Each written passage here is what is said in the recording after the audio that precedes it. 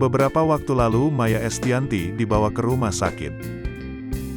Kala itu istri Irwan Musri tersebut mengalami nyeri di bagian ulu hati yang ternyata dikarenakan penyakit GERD.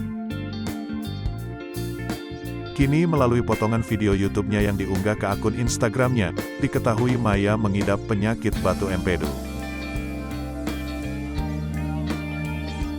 Dari batu empedunya bikin sakit, ujar dokter tersebut dilansir dari Instagram, Selasa, tanggal 5 April tahun 2022.